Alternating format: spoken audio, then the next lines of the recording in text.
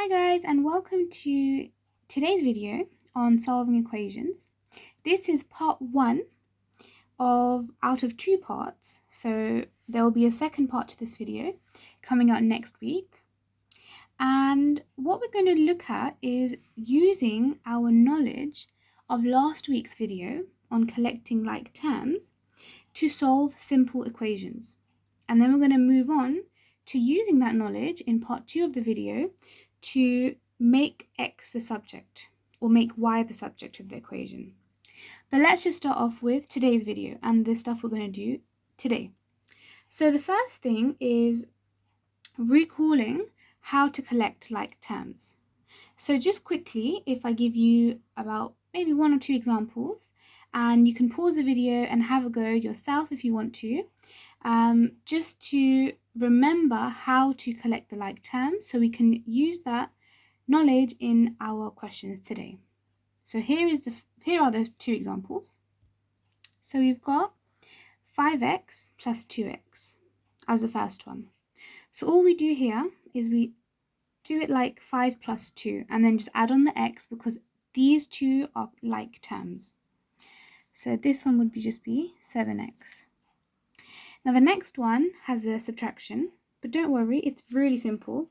It's just like saying 12x take away 2x. Now we don't look at the 3 because this is not a like term. That is separate. So we look at the 12x minus 2x first and we get 10x. And we just add on the 3 on the end.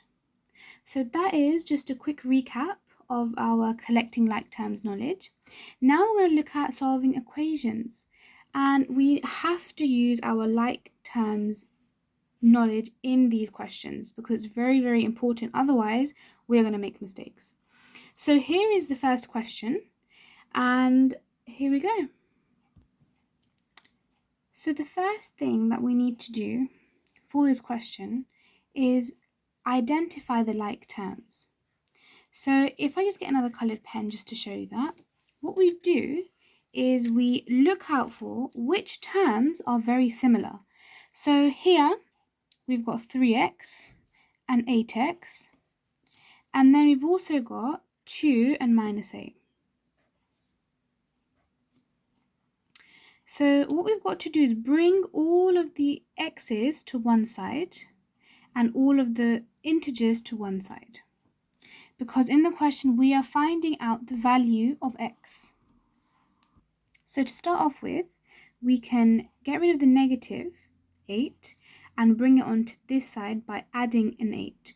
So always remember, we do the opposite of what the sign is showing us when we move the number or the term to the other side. So this would become 3x plus, so we've got 2, add that 8, 10, is equal to 8x on its own because the minus 8 has been gotten rid of. So now what we do is because we have the positive integer on one side and there's no integers on the other side, we can bring the x's to one side. So because it's a positive 3x, we take away 3 from the 8 to get 5x. So that would give us 10 is equal to 5x. Now the last step is dividing to get x on its own. So x is just 10 over 5. So what we've done is because it's 5 times x, we've got to do the opposite. So we do 10 divided by 5 to get x, which just gives us 2. So the value of x here is 2. Now, that was one of the simpler questions where we don't have any brackets, we don't have any squares, we've only got two different like terms. So we've got x's and we've got positive integers. But what about if we had brackets in the question? So here's another example just to show this.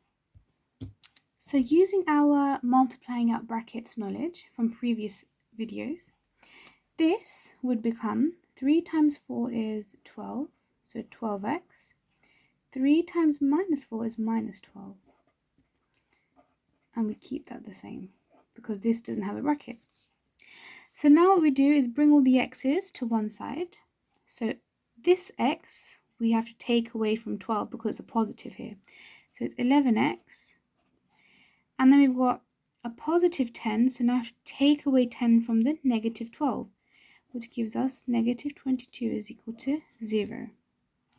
But now what we've got to do is bring the integers to one side and the x's to one side. So this would just become 11x is equal to 22.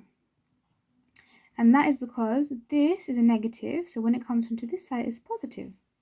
Now to get the x, we have to divide 22 by 11.